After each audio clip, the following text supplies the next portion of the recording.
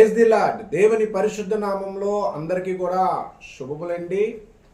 ప్రతిరోజు ఉదయకాలంలో మనమందరము కూడా కలిసి ముందుగా మన దేవాతి దేవుడైన ప్రభు యేసుక్రీస్తు యందుగాను ఆయనను కీర్తించి ఆయన గణపరిచి మనము ప్రార్థన ద్వారా వాక్యముల ద్వారా మన యొక్క ఆధ్యాత్మిక జీవితాన్ని మొట్టమొదటిగా మనం బలపరుచుకునే యొక్క కార్యక్రమంలో మీరందరూ కూడా పాలిభాగస్తులై రక్షణ వాక్య కార్యక్రమంలో ఉపయోగపడుతున్నటువంటి అనేకమైనటువంటి దేవుని యొక్క మాటలను మనము ధ్యానించుకోవడం జరుగుతుంది. ప్రియమైన క్రైస్తవ బిడ్డలారా, మరి మీరందరూ కూడా ఇచ్చినటువంటి గొప్ప సహాయముతో సువార్త కాడిను కూడా మోసే క్రమంలో మీరు కూడా పాలిభాగస్తులై మన యొక్క రక్షణ వాక్య కార్యక్రమం ద్వారా సమస్త జనులకు మన యొక్క ఆన్లైన్ ద్వారా యూట్యూబ్ ఛానల్ ద్వారా అనేకులకు చేరవేసే క్రమంలో మీరందరూ కూడా మీ కుటుంబాలు అందరూ కూడా సహాయం చేస్తున్న విధానాన్ని బట్టిగాను దేవుడు మిమ్మల్ని ఎంతో ఆశీర్వదించి మిమ్మల్ని దీవించి మిమ్మల్ని నడిపించబడును గాక.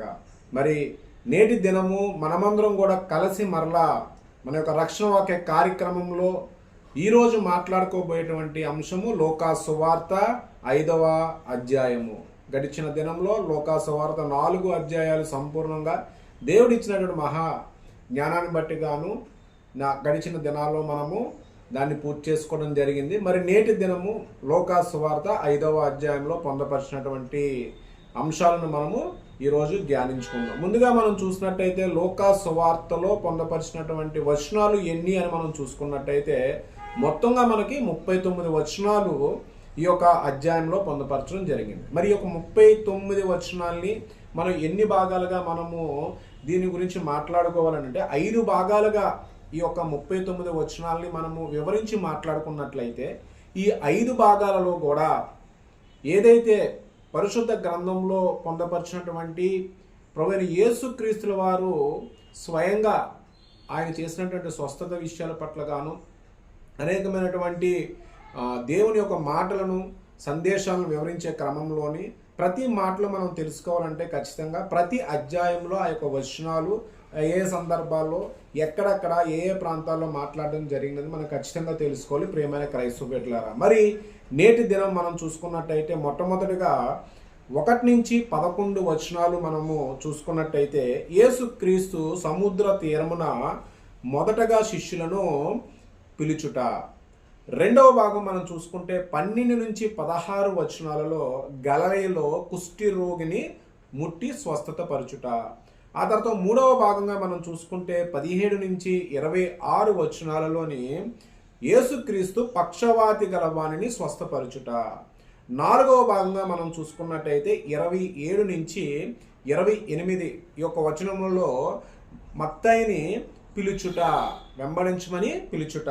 ఆ తర్వాత 5వ భాగంగా 29 నుంచి 39 వచనాల్లోని మత్తయి గారు యేసునకు ఆయన శిష్యులకు కూడా ఆయన విందుని ఏర్పాటు చేయట.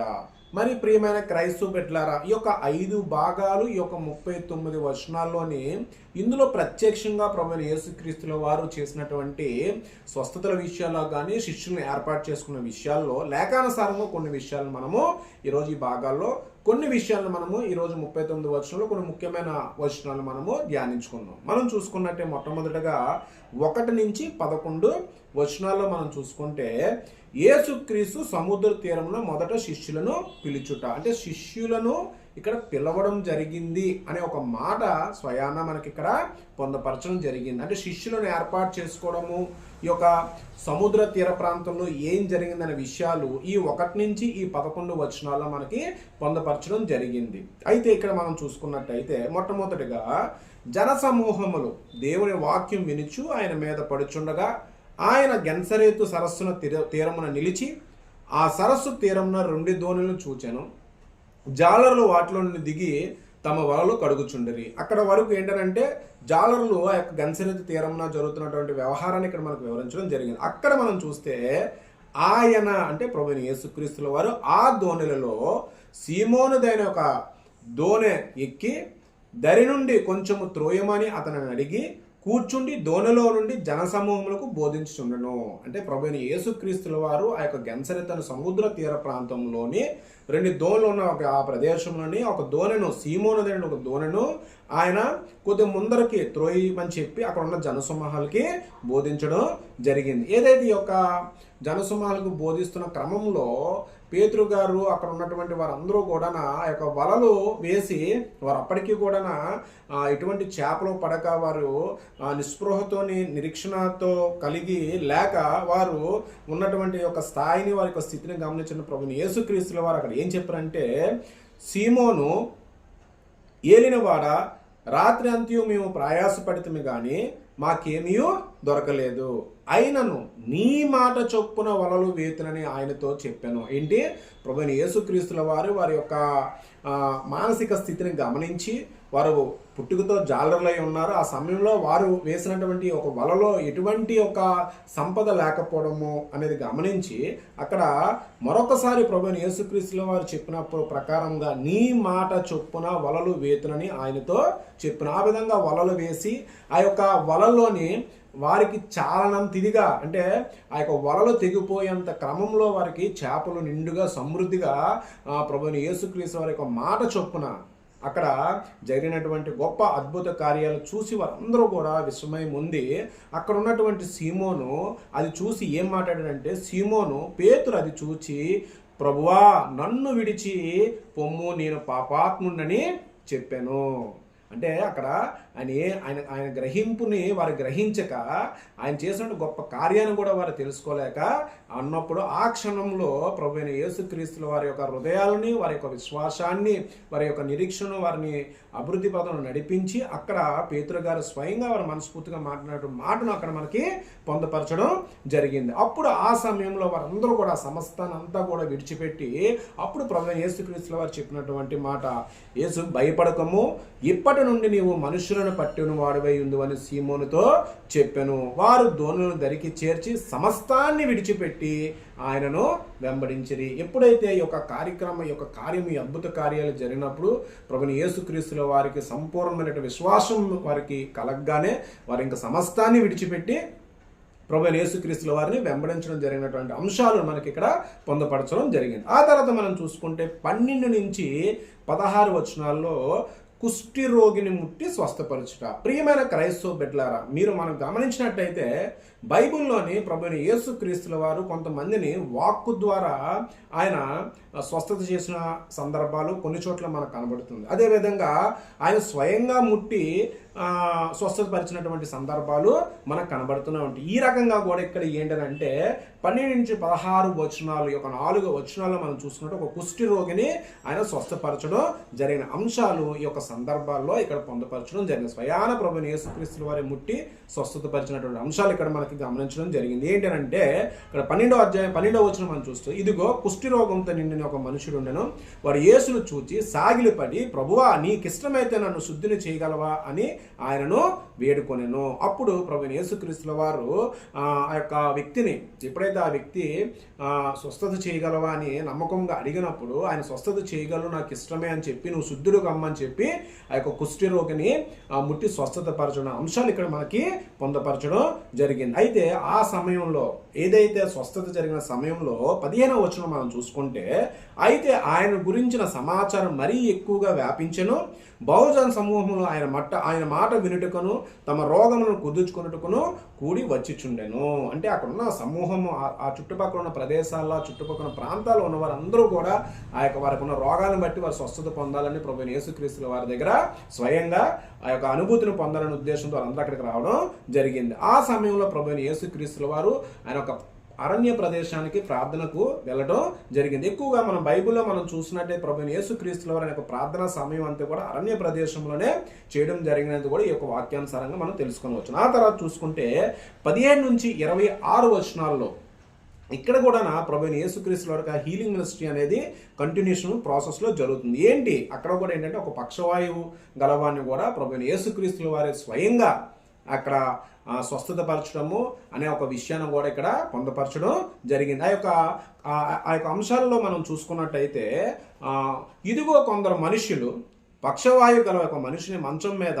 మోసుకొని వానిని లోపలికి తెచ్చి ఆయన ఎదుట ఉంచుటకు ప్రయత్నం చేసిరి, కానీ అక్కడ జనసమూహం నిండిపోయి ఉండడం వల్ల ఆయన దగ్గరికి డైరెక్ట్గా తీసుకుని రాకపోవడం అనేది జరిగింది. అయినప్పటికీ కూడా వారు పైన పెంకులన్నింటినీ ఊడగొట్టి ఆ లోపల నుంచి ఒక మనిషిని పెట్టి యేసుక్రీస్తుల వారి దగ్గర నుంచి స్వస్థత పొందాలని ఒక ఉద్దేశంతో ఆ యొక్క కార్యక్రమాన్ని వారు చేసినటువంటి ఆ సమయంలోనే ప్రభువైన యేసుక్రీస్తుల వారు గొప్ప అద్భుతం చేసి ఆ యొక్క వ్యక్తికి స్వస్థపరచడము అనేది జరిగింది. అప్పుడు అక్కడ వాక్యానుసారంగా మనం చూసుకుంటే 20వ వచనంలో ఆయన వారి విశ్వాసమును చూచి, మనుష్యుడా నీ పాపములు క్షమింపబడి ఉన్నవని వానితో చెప్పగా, శాస్త్రులను పరిసయ్యులు దేవదూషణ చేయుచున్నాడు ఇతరెవడు, దేవుడు ఒక్కడే తప్ప మరి ఎవడో పాపములు క్షమింపగలడని ఆలోచించుకొనసాగిరి. ఇక్కడ ఉన్నటువంటి పరిసయ్యులకు కానీ అక్కడ ఉన్నటువంటి శాస్త్రులకు కానీ వారు యూదులు కాబట్టి వారు ప్రభువైన యేసుక్రీస్తుల వారే నిజమైన రక్షకుడు, లోక రక్షకుడు, ఆయనే దేవుని కుమారుడు నమ్మరు కాబట్టి ఈ యొక్క కార్యక్రమాలు దేవుడు తప్ప మరి ఇంకెవరు చేస్తారని చెప్పి ఆయన యందు వారికి వ్యతిరేకమైనటువంటి విధానాన్ని వ్యక్తపరచిన అంశాలు ఇక్కడ మనకి జరగడం జరిగింది. అక్కడ మనం చూసుకుంటే అదే లైన్లో 23వ వచనం చూస్తే, నీ పాపములు క్షమింపబడి ఉన్నవని చెప్పుట సులభమా, నువ్వు లేచి నడుమని చెప్పుట సులభమా, అయితే పాపములు క్షమించుట భూమి మీద మనిషి కుమారునికి అధికారము కలదని మీరు తెలుసుకొనవలనని వారితో చెప్పి, పక్షగల వాయువును చూచి నీవు లేచి నీ మంచము ఎత్తుకొని నీ ఇంటికి వెళ్ళమని నీతో చెప్పుచున్నానని అన్నాను. అంతటితో అక్కడ ఉన్నటువంటి పక్షగాయముల వాడు ఆ యొక్క ప్రభువైన యేసుక్రీస్తుల వారి దీన్ని స్వస్థత పొందిన అంశాలు కాకుండా అక్కడ స్వయంగా ప్రభువైన యేసుక్రీస్తుల వారు చెప్పినటువంటి మనిషి కుమారుడికి సమస్త అధికారము కలదు. ఈ సృష్టిలో ప్రతి మనిషి మీద కానీ ప్రతి జీవు మీద కానీ ఈ సృష్టి నలుదిక్కులో కూడా ఏ క్రియలలోనైనా కానీ ఏ ఒక్క విషయాలలో కానీ సమస్త మానవుడికి మీద ఉన్నటువంటి రైట్స్ అన్నీ కూడా ప్రభువైన యేసుక్రీస్తుల వారికి ఉన్నాయి అనే ఒక మాటను ఇక్కడ క్లుప్తంగా పొందపరచడం జరిగింది. ఆ తర్వాత చూసుకుంటే 27 నుంచి 28 వచనాల్లో కూడా మత్తయ్య గారిని ఏ విధంగా అయితే ఆంద్రేయ గారిని, పేతురు గారిని, యాకోబు గారిని, యోహాను గారిని మొదటి క్రమంలో ఏ రకంగా అయితే పిలవడం జరిగిందో అదే క్రమంలో కూడా సమస్తాన్ని విడిచిపెట్టి మత్తయ్య గారు కూడా వెంబడించడం ఒక విషయాలు ఆ యొక్క 27-28 వచనాలు పొందుపరచడం జరిగింది. ఆ తర్వాత చూస్తే 5వ భాగం చివరి భాగంగా చూస్తే 29 నుంచి 35 అంశాల్లో ప్రభువైన యేసుక్రీస్తుల వారికి మత్తయ్య గారు ఆ యొక్క శిష్యులకు గాను ప్రభువైన యేసుక్రీస్తుల వారికి కూడా ఒక విందుని ఏర్పాటు చేయడం జరిగింది. ఆ విందులోని అనేకమైనటువంటి రకాలైనటువంటి వర్గాల వారు, అనేక జాతుల వారు కూడా ఆ విందులో పాలు పంచుకోవడం జరిగినప్పుడు దాన్ని చూస్తున్నటువంటి అక్కడ పరిచయాలు కానీ శాస్త్రులు కానీ వారు ఏంటి అనేకమైనటువంటి పాపములు చేసేవారితోని అనేకమైనటువంటి వ్యక్తి ఇతర వ్యక్తులతో కలిసి భోజనం చేస్తున్నాడు అని చెప్పి అక్కడ ఉన్నటువంటి శిష్యులకు ప్రభువైన యేసుక్రీస్తుల వారిని గురించి అభ్యంతరం తెలియచేయడము, వారి మనసులో ఉన్నటువంటి ఆలోచన వెళ్ళబొచ్చడం అనే అంశాలను ఇక్కడ మనకి పొందపరచడం జరిగింది. అయితే ఆ యొక్క సమయంలో ప్రభువైన యేసుక్రీస్తుల వారు చెప్పినటువంటి మాట ఏంటి అని మనం గమనించినట్టయితే అక్కడ అందుకు ప్రభువైన యేసుక్రీస్తుల వారు చెప్పినటువంటి మాట, యేసు రోగులకే గాని ఆరోగ్యం గలవారికి వైద్యుడు అక్కర్లేదు, మారు మనస్సు పొందుటకే నేను పాపులు పిలవచ్చును గాని నీతిమంతులని పిలవ రాలేదని వారితో స్వయంగా చెప్పాను. అంటే ఇన్ని మాటలు మాట్లాడినట్టు ఒక పరిచయాలు కానీ శాస్త్రులు కానీ వారికి ఒకే ఒక ఆన్సర్తోని ప్రభువైన యేసుక్రీస్తుల వారు చెప్పడం జరిగింది. ఏంటి అని అంటే, మారు మనస్సు నిమిత్తము కలిగిన వారి నిమిత్తము నేను వచ్చి ఉన్నాను. పాపము చేయని వ్యక్తి గురించి కాదు, పాపము చేసి మారు మనసు పొందాలనే ఒక ఉద్దేశంతోనే వచ్చి ఉన్నాననే ఒక అంశాన్ని ఇక్కడ వాక్యానుసారంగా చెప్పడం జరిగింది. ఆ తర్వాత అక్కడ ఉన్నటువంటి పరిసయ్యులు వారు చేస్తున్నటువంటి పనులు కానీ అలాగే యోహాను శిష్యులు కూడా అక్కడ ఉన్నటువంటి క్రమంలోనే వారి యొక్క శిష్యులను ఉద్దేశించి ప్రభువైన యేసుక్రీస్తుల వారిని మరలా క్వశ్చనింగ్ చేయడం. మొదటిసారి ఏమన్నట్టు శిష్యులకి ప్రభువైన యేసుక్రీస్తుల వారి గురించి మాట్లాడడం జరిగింది. ఆ తర్వాత భాగంలో చూసుకుంటే శిష్యులు ఉద్దేశించి ప్రభువైన యేసుక్రీస్తుల వారు అడిగినప్పుడు కూడా ప్రభువైన యేసుక్రీస్తుల వారు అదే రీతిలో మళ్ళీ పరిసయ్యులకు శాస్త్రులకు కూడా సమాధానం చెప్పడం జరిగింది. ఏంటి అంటే, పెండ్లి కుమారుడు ఉన్నంతసేపు కూడా వారి యొక్క కార్యక్రమాల్లో విందుల్లో వాళ్ళు పాల్గొని ఉంటున్నారు. ఏదో ఒక రోజు పెండ్లి కుమారుడు కొనబోయే రోజు, వెళ్ళిపోయే రోజు ఒక రోజు వస్తుంది. ఆ సమయంలో వీరందరూ కూడా ఉండి ఉపవాస ప్రార్థనను ఖచ్చితంగా వీరందరూ కూడా పాటిస్తారు అనే ఒక మాటలను చెప్పడంతో పాటు చివరగా ఈ యొక్క వచనాల్లో చివరి వచనాల్లో 29 నుంచి 39 వచనాల్లోనే స్వయంగా ఒక ఉపమానాన్ని కూడా వారికి అర్థమయ్యే రీతిలోనే వారికి ఒక ఉపమానాన్ని కూడా తెలియజేయడం. ఎందుకంటే మన యొక్క కొత్త నిబంధనలోని సమస్త సువార్తల్లో కూడా ప్రభువైన యేసుక్రీస్తుల వారు ఉపమాన రీతిలో అనేకమైన విషయాలను బయలుపరచడం జరిగింది. అలాంటి విషయాలు మరొక విషయం ఏంటంటే ఆయన చెప్పినటువంటి ఒక ఉపమానం ఏంటంటే అక్కడ మనం ఆయన వారితో ఒక ఉపమానం చెప్పినాడు. ఎట్లనగా, ఎవడను పాత బట్టకు క్రొత్త గుడ్డ మాసిక వేయడు,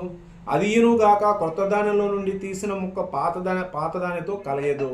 అదేవిధంగా చూస్తే ఎవడను పాత తిత్తుల్లో కొత్త ద్రాక్షారసము పోయడు, పోసిన ఎడల కొత్త ద్రాక్షారసము తిత్తులు పిగిల్చును, రసము కారిపోగును, తిత్తులు పాడగును. ఈ రకంగా ఈ యొక్క ఉపమాన సందర్భాన్ని వివరించి ఈ యొక్క అధ్యాయంలో ఉన్నటువంటి 39 వచనాలు 5 భాగాల్ని సంపూర్ణంగా వచనానుసారంగా మనం ఈరోజు పూర్తి చేసుకోవడం జరిగింది. ప్రియమైన క్రైస్తవ బిడ్డలారా, మరి నా జీవితంలో మనము ఈరోజు లూకా సువార్త 5వ అధ్యాయంలోని మనము మాట్లాడుకున్నటువంటి మాటల ప్రకారముగా మనం తెలుసుకున్న విషయం ఏంటి అని గమనించినట్లయితే, ప్రభువైన యేసుక్రీస్తుల వారు మనిషి కుమారుడుగా ఈ భూమి మీద సమస్త అధికారము కలిగిన మన యందు సమస్త అధికారము ఆయనకు కలిగి ఉంది. దేవాతి దేవుడు తండ్రి యెహోవా మనిషి కుమారునికి సర్వ అధికారాన్ని ఇచ్చి మన రక్షణ ఆర్థముగాను మనము మన పాప మార్గాన్ని విడిచిపెట్టి మనము ఆయన బిడ్డలుగా సంపూర్ణముగా విశ్వాసాన్ని నమ్మకం కలిగి ఉండి రక్షణ పొందిన వారుగా ఉండాలనే ఒక గొప్ప ఉద్దేశంతో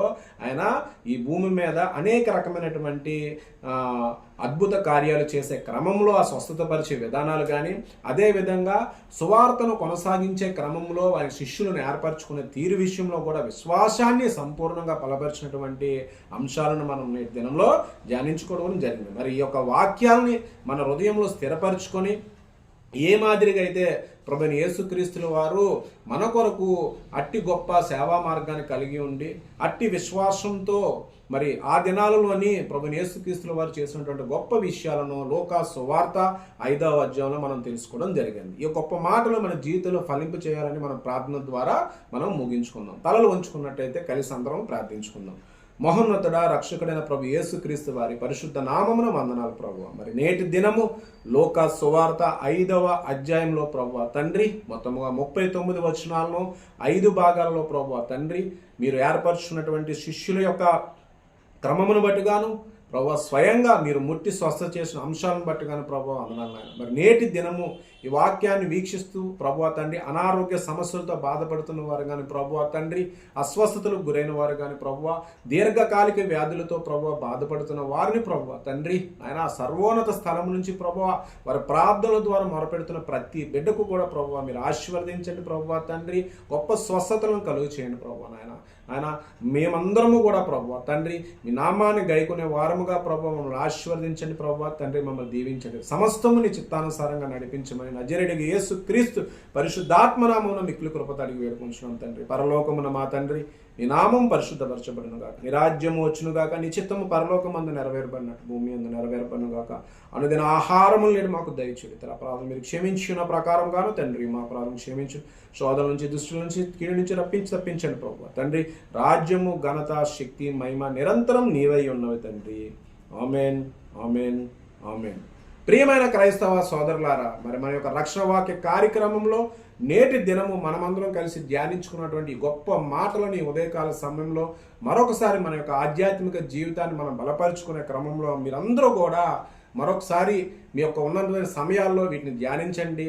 అదేవిధంగా నేటి దినము ఈ యొక్క ఉదయకాల సమయంలో ప్రారంభించినటువంటి ఒక వాక్కును స్థిరపరచుకొని మీ అనుదిన క్రియలో మీరందరూ సంతోషం గడపాలని మనస్ఫూర్తిగా కోరుకుంటూ సెలవు తీసుకోండి.